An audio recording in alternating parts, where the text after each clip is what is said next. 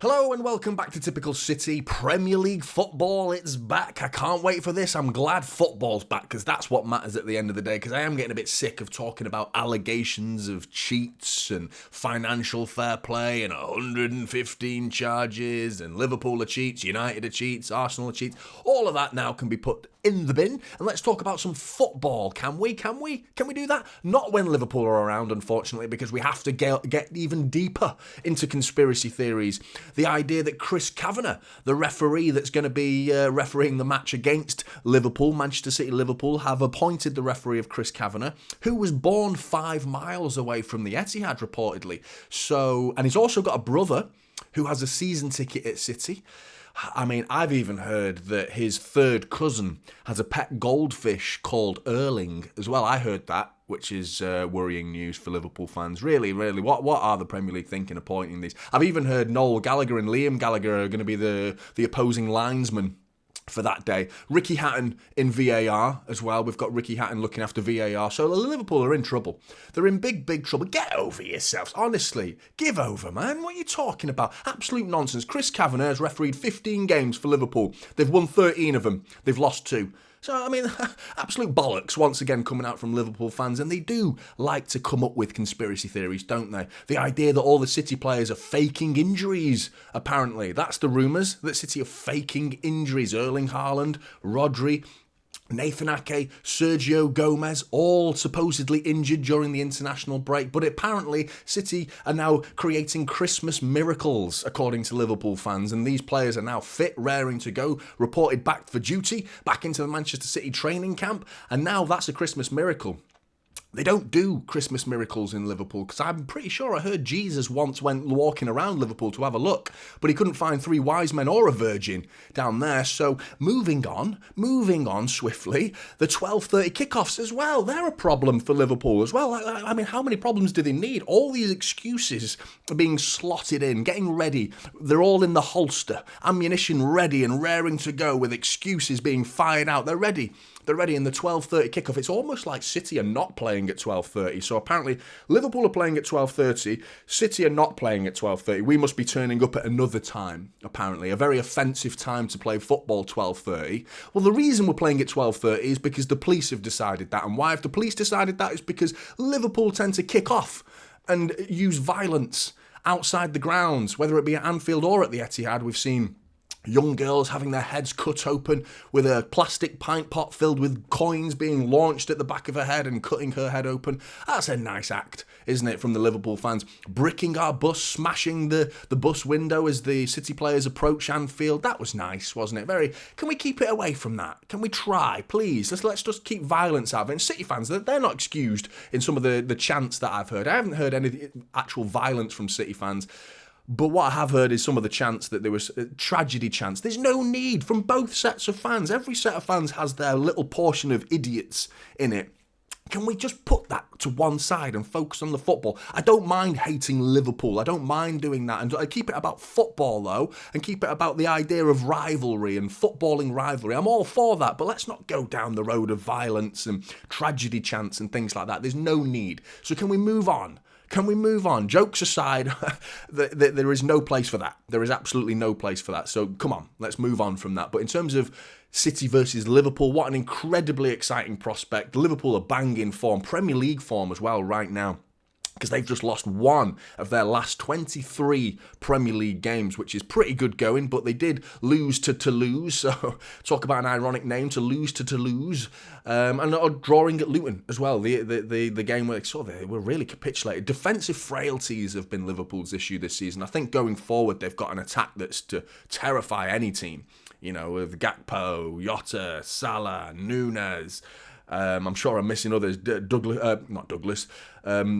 Diaz as well. Unbelievable players that are going to be really poking at the City backline throughout the game, and with their typical high press we're probably going to see from Liverpool as well. It's worrying, But City have a chance to smash some records as well, get some records going as well, with City potentially up. We've won our last 23 home games in a row, competitive home games in a row. The record was set in 1890 by Sunderland, which is a record of 24 consecutive home victories And if we beat Liverpool, we've equalled that record that's over a century years old. Incredible. Another record for City to break is Erling Haaland himself, the personal record, not for City, but the quickest player to ever reach 50 Premier League goals, with Andy Cole being the current record holder, and it took him 65 games.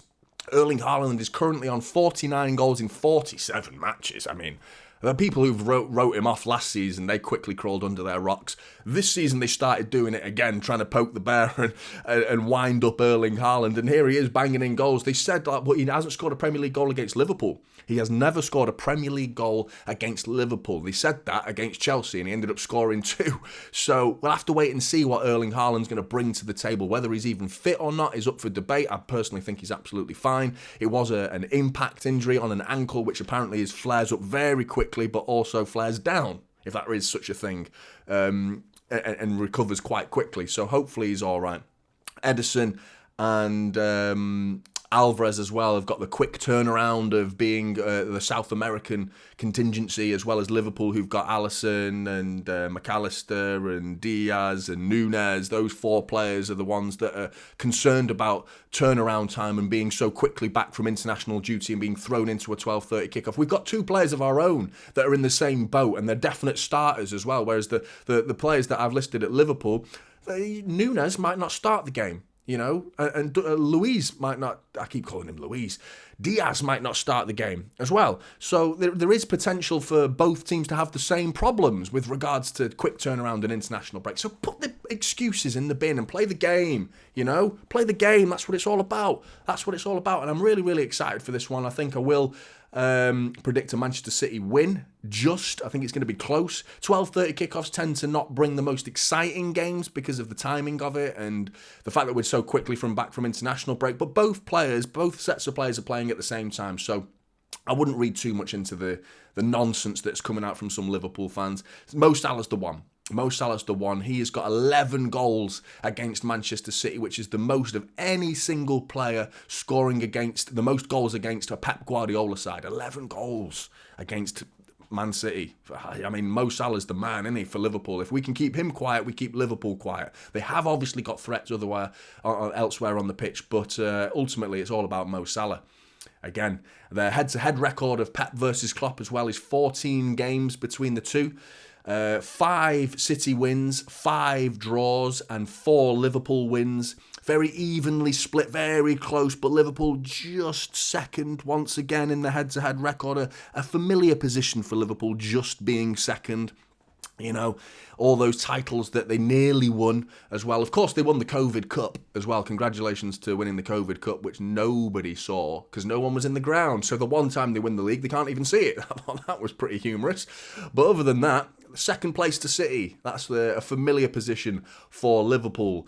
But let's have a look. Let's have a look at the predicted lineup. That's what I'm going to get onto now. So starting with City, going to go with Ederson in goal, who should be back and raring to go from international duty after a pretty feisty game between Brazil and Argentina. But yeah, should be raring to go for Ederson. It's at the back where you start questioning now what City going to do, and has Pep got a trick up his sleeve? Because Liverpool are a team that panics him, they worry him, Liverpool. We've seen that documentary on Amazon a while back where he was really he doesn't have any hair, but if he did, he'd be tearing it out over the idea of facing a Jurgen Klopp side. They do worry Pep because of the intensity of them.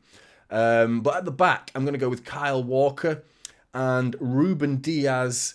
Alongside Ruben Diaz, I'm going to go with Manuel Akanji, who will likely push forward. Left back, Nathan Ake is the one who was supposed to be a 50-50, a potential doubt for this game. I think he's going to play. Gvardiol's hit a little bit of a blip in his form. His performance against Chelsea and his performance against Latvia for Croatia was reportedly very, very poor and below his usual standards. Nathan Ake is probably our best one-on-one defender, you know, in terms of getting him down into that corner and facing up to a winger and saying, beat me. Mo Salah is obviously the one player that I think would beat most fullbacks, but I think Nathan Ake gives us our best hope of nullifying Mo Salah. So I'm going to go with Nathan Ake. In front of them is going to be the big man Rodri in front of them. And then the two that sits in front of them, this will eventually become a box, of course, that we're pretty familiar with. I'm going to go with Bernardo Silva as a central player. I'm tempted to put him on the right wing.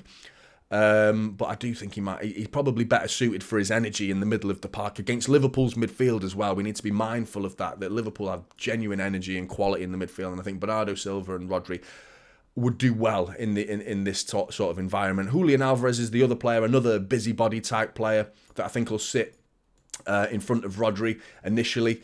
On the wings is where City fans are you're wondering if it's Grealish or Doku. The issue with Doku in this one is I thought his performance against Reece James was a little bit below par. That was the first time I've seen the fullback get the better of Doku in that game. No other fullback has put in a performance quite like Reece James did against Doku.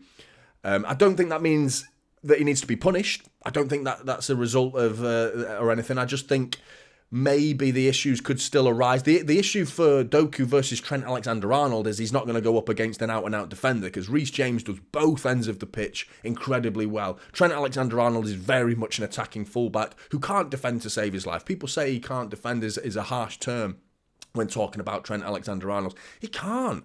And more often than not, he's found wanting, flapping at things and getting caught out of positions, ball watching, very casual player. Doku would do well in that situation, but Trent Alexander-Arnold going the other way is the issue. And Reece James did that. The amount of times Reece James got forward, got himself an assist for Chelsea's second goal, Doku was nowhere to be seen. Will Doku offer both ends of the pitch? I think Jack Grealish is more suited to this type of game. So I'm going to go with Jack Grealish on the left. And on the right, I'm going to go for Phil Foden, who I think, with the absence of Andy Robertson, who's out for a long time for Liverpool, I think we can really expose their fullbacks. That's the weak spot for Liverpool right now. It's Trent Alexander-Arnold, who's a great player going forward, an immense ability on the ball. The issue is defending like that, getting back and getting himself in the correct positions defensively. He's often found wanting. Tsimikas playing left back instead of Robertson, I'd take that all day long. I think Tsimikas is an all right player, but he's nothing compared to Andy Robertson, and his tenacity and the combination of Alexander-Arnold and Robertson is lethal, and it's what they've been. A lot of Liverpool's quality has been founded on those two fullbacks. So the idea that only one of them's playing is great news for City, and I think Phil Foden can expose Tsimikas, and hopefully he can. Up front, who else? Erling Haaland. Now, as the game plays out, it'll probably end up something more like this once the game actually starts. But this will be a game where City don't have the ball as often as we're used to having. So there will be times where Akanji's got to push back and drop back into those positions, into centre-back, and become more of a flat-back four. But with the ball, this is what you can expect from Manchester City, and formation-wise at least. In terms of the actual 11, there might be the odd change. Maybe Pep Guardiola. I mean, second-guessing Pep Guardiola is an absolute nightmare for people like myself. Trying to predict what he's going to do is hard enough against a team that you expect to beat. Going up against Liverpool, he normally comes up with something, Pep, doesn't he, in these type of games? So hopefully he keeps it simple and goes back to the winning style and winning formation that we're used to. Hopefully it's something like that. In terms of Liverpool, Alisson, who they're terrified that he's not fit, he's a goalkeeper. Come on, he's a goalkeeper. He doesn't do anything. He's gone and sat in net for a bit. He's not running about energy-wise, got nothing to worry about.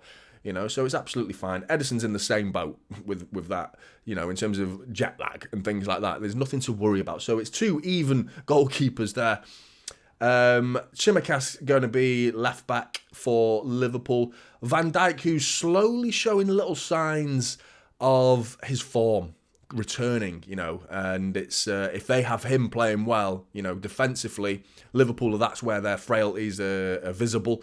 And if they can get Van Dijk playing and solidifying their defence like they did in their title challenging seasons, like 3 or 4 seasons ago, then City are in trouble. We're going up against a Liverpool that are going to be a force to be reckoned with, so we need to be mindful of that. But Van Dijk, out of form, it kills Liverpool at the back. It really does. Joel Matip, I think, will be alongside him. Konate's back, potentially back. Gravenberch is back. Joe Gomez is supposedly back, and Curtis Jones all potentially on the return, with likeliness being able to play.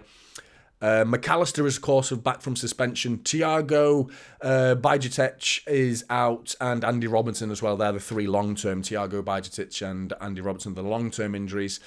But yeah, as right back, you're going to see Alexander-Arnold at right back. And then in front of them, you're probably going to see McAllister. The The issue with McAllister is, can he cover the ground as well? I think with Jordan Henderson as defensive midfielder, like his mobility was so good, like he was such a mobile player. McAllister is much more technical. But with him being back from suspension, I'm still going to go with McAllister sitting in front of the back four. Then I think Gravenberch, who's back as well, I think he'll be alongside McAllister, and then Szoboszlai, who is an incredible talent. And the more I look at him, the more I think, what a player they've got on their hands there. He looks absolutely immense. Set pieces, his carrying of the ball, his vision, technical abilities, like insane. Szoboszlai looks like an absolute mainstay for their midfield. What a quality player he is. What they do up front is always going to be interesting. The front three for Liverpool is what's going to be interesting. You know Mo Salah's going in, so let's cut a long story short and pop him straight in there. And I think Diogo Jota is the other one that's going to be alongside them. Now it's the flip of a coin between Gakpo and Núñez. Núñez is a pest, isn't he? He's chaotic. Luis Diaz, who is another player that's got that issues of coming back from international duty. Núñez is the same. I think he's going to go for Gakpo up front as a number 9 for Liverpool that can drop into a number 10 role and help and get back. And I think Núñez wants to be fed more. I think Gakpo can do more damage to City though because of his style of play. Núñez round the back is an issue, finding the channels, but will he have the space to do that? You'd rather have someone who can drop a bit deeper and help McAllister and Szoboszlai and Gravenberch in midfield, and I think Gakpo will offer that for Liverpool a little bit better than Núñez will. Núñez is the type of player in this game that if it's, if they're 1-0 down or 2-1 down or even draw in the game, Núñez bringing him on with 20 minutes to go is chaotic. It'll bring chaos to the game. But I think Gakpo, you need a bit more composure in a game like this, especially against a possession-based football side like Manchester City. But that's the starting 11s, my predicted starting 11s for Manchester City versus Liverpool. I will be doing a watch-along for the game. Come and join me for that 12:30 kickoff UK time. It's going to be a feisty one. Whoever wins goes top, or City stay top. Of course, Liverpool win, they go top as well. And what a statement that'll be from Liverpool to take our top spot after the international break. It's going to be huge. It's going to be a huge game. Come and join me. Come and join me for the watch-along. It's going to be a big one. Drop your predictions and your predicted starting 11. Who do you think is going to play for City? Who do you think is going to play for Liverpool? Get your comments in below. I really want to hear them. Like and subscribe. Typical City is the channel, and I'll see you in the next one. This is typical City now.